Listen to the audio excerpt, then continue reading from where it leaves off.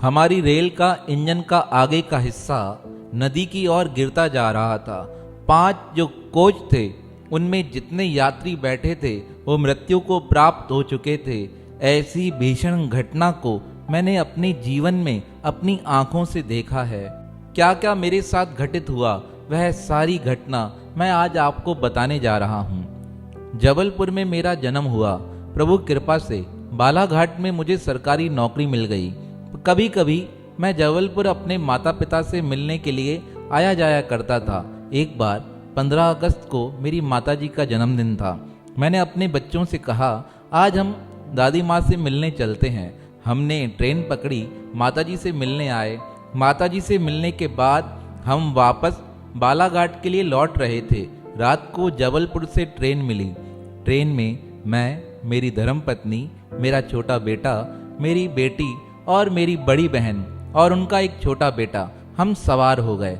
हमने सोचा जबलपुर से निकले हैं, बालाघाट ट्रेन जाएगी, बालाघाट उतरकर मैं अपने काम पर लग जाऊंगा। बालाघाट से थोड़ा दूर एक गांव में मेरा काम था, सरकारी नौकरी थी। प्रभु कृपा से सब कुछ था। हमारी ट्रेन जबलपुर से प्रारंभ हुई। थोड़ी देर हम सब बात करते रहे।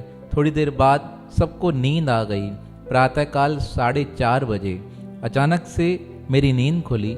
मैंने सोचा मैं जल्दी से शौच आदि क्रिया से निवृत्त होकर तैयार हो जाता हूँ, फिर औरों को उठाता हूँ कि थोड़ी देर में हम अपने गंतव्य पर पहुँचने वाले हैं। जैसे ही मैं अपनी सीट से नीचे उतरा, देखकर हैरान हो गया। मेरी छोटी बेटी जागी पड़ी थी। मैंने अपनी बेटी से पूछा, बेटा क्या हुआ, सोए नहीं? तब वह कहने लगी, पिताजी कल मैं स्कूल जाऊंगी ना तो यह सारा सामान लेकर जाऊंगी, नया पेन, नया बैग, नई कॉपियाँ, तो मेरी सहेलियाँ देखकर मुझसे बहुत प्रेम करेंगी। इस प्रकार मैं और मेरी बेटी आपस में बातें कर रहे थे। उसे समझाते समझाते थोड़ी देर सोने के लिए मैं पुनः ऊपर चला गया। मुश्किल से 20-25 मिनट व्यतीत हुए होंगे। अब जो मेरे साथ घटित हुआ उसने मेरे दिल को दहला दिया। अचानक से हमारी गाड़ी रुकी और रुकने के कारण मैं ऊपर की बर्थ पे था। मेरी बेटी नीचे आकर गिरी। मेरे बर्थ का जो हुक था वो हुक खुल गया। वो हुक खुलकर मेरी पत्नी के हाथ में लगा। वो इस प्रकार फंसा कि मेरी धर्मपत्नी के हाथों से खून आने लगा। नीचे की बर्थ पे मेरी बहन सोई पड़ी थी। उस बर्थ के ऊपर 2-3 लोग और आकर गिरे।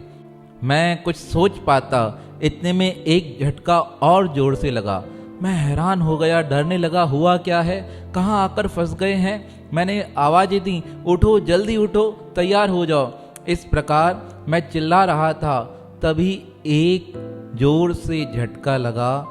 उस झटके को महसूस कर ऐसा होने लगा कि हम तो मृत्यु को प्राप्त होने वाले हैं।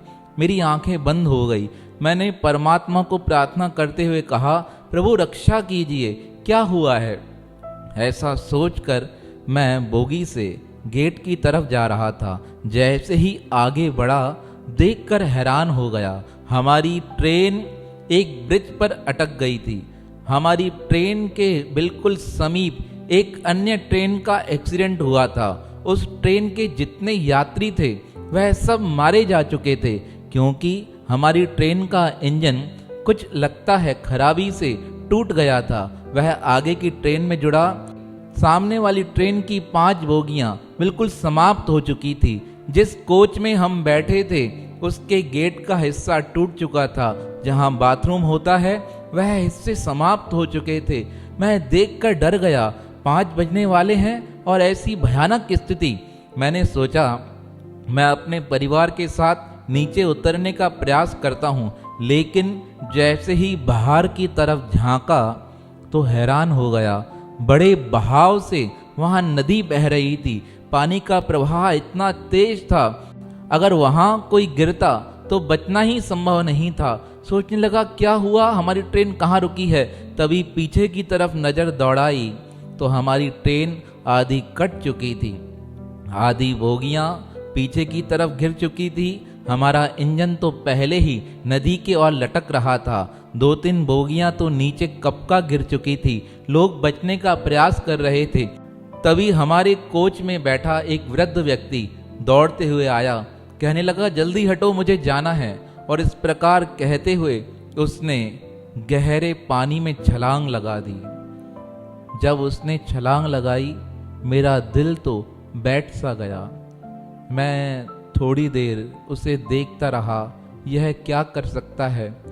उसने बहुत तैरने की कोशिश की, पर वह उस भंवर में तैर नहीं सका। मेरी आंखों के समक्ष ही उसकी जीवन लीला समाप्त हो गई।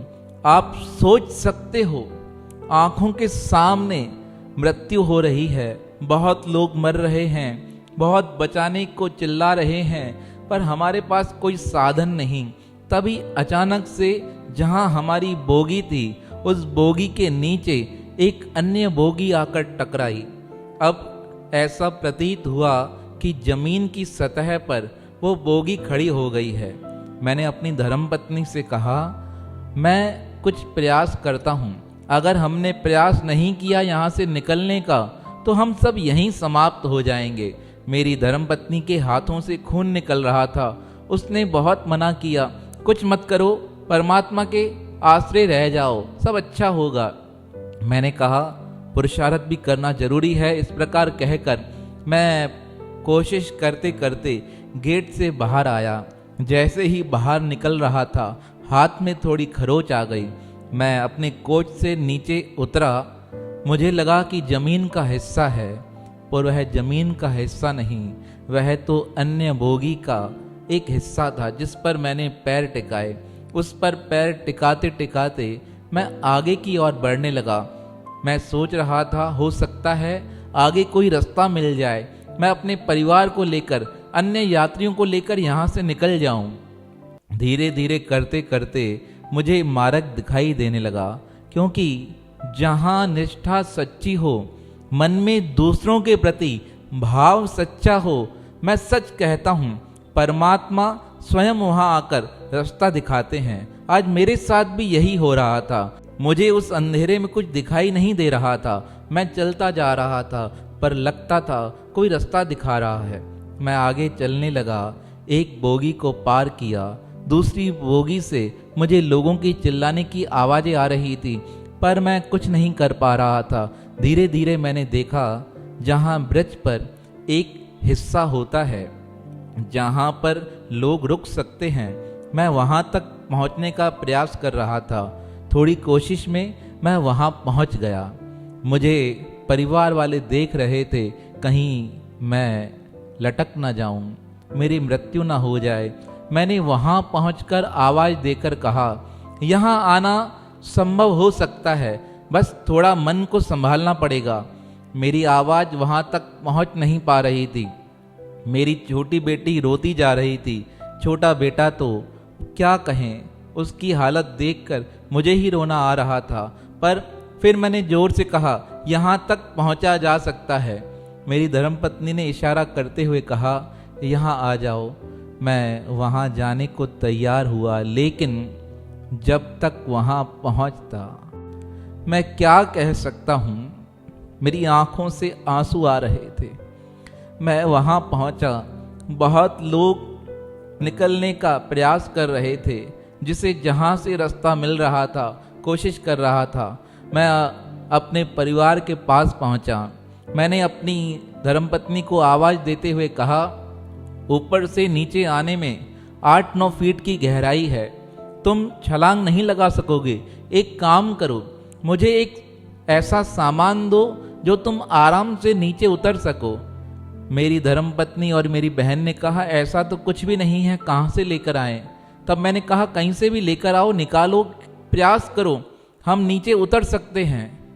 जब मैं इस प्रकार कह रहा था, तभी अचानक एक दिव्य चमत्कार हुआ। मेरी धर्मपत्नी जो मेरी आवाज़ सुन रही थी, अचानक से उसके सिर पे एक कपड़ा गिरा। उसका ध्यान उस कपड़े की ओर गया तो वह एक बहुत बड़ी साड़ी थी। उस साड़ी को देखकर वह प्रसन्न हो गई। उसने साड़ी नीचे की ओर फेंकी।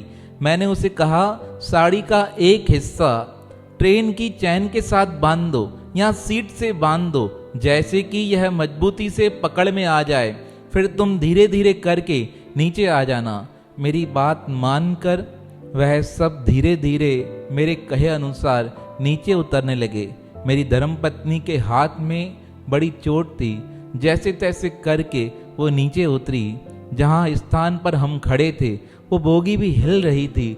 लोग प्रयास कर रहे थे बचने का। मैंने अन्य यात्रियों को भी बचाने की कोशिश की, जितना संभव हो सका मैंने प्रयास किया, और धीरे धीरे प्रयास करते करते हम उस स्थान पर आ गए जहाँ पर ब्रिज को कनेक्ट किया जाता है, जहाँ पर पुल को जोड़ा जाता है। हम वहाँ आकर खड़े हो गए, मन ही मन परमात्मा को कह रहे थे, प्रभु रक्षा कीजिए। सवेरा होने वाला था। सारे स्थानों पर खबर फैल चुकी थी कि ट्रेन का एक्सीडेंट हुआ है। बहुत से लोग बचाने आए। जब प्रातःकाल हमने वह भयानक मंजर देखा, उस मंजर को अभी तक मैं भुला नहीं सकता हूँ। सब तरफ लाशें ही लाशें लटकी पड़ी थी। उस ऐसी भयानक स्थिति में अगर किसी ने हमें बचाया तो वह हमारे परमात्मा थे। अब बचाव कर्मी लोग हमारे पास आए, हमें वहाँ से निकाल कर बाहर लेकर आए। बाहर निकलते ही सर्वप्रथम मैंने अन्य लोगों को बचाने का प्रयास किया और परमात्मा से कहा, प्रभु आज अगर हम सुरक्षित वापस पहुंच पाए हैं तो यह आपकी ही कृपा है। आपकी कृपा के बिना कुछ भी संभव नहीं है। आज इतने सालों बाद भी अगर मुझे यह बात याद आती है तो मेरा दिल दहल जाता है। मेरी धर्मपत्नी के हाथों में अभी तक वह निशान है जो हुक आकर मेरी धर्मपत्नी के हाथों में लगा था। तो परमात्मा अपने भक्तों की हर संकट में रक्षा करते हैं। किसी न किसी रूप में प्रकट होकर अपने भक्तों को मार्ग दिखा देते हैं। किस प्रकार मेरी धर्मपत्नी के सर पे वह साड़ी आकर गिरी, और साड़ी किसकी थी, कौन छोड़कर गया, किसे पता नहीं। मैं तो यही मानता हूँ सब कुछ करने कराने वाले मेरे परमात्मा हैं। मेरा आपकी कृपा से सब काम हो रहा है। करते हो तुम कन्हैया, मेरा नाम हो रहा है। मेरा आपकी कृपा से सब काम हो रहा है।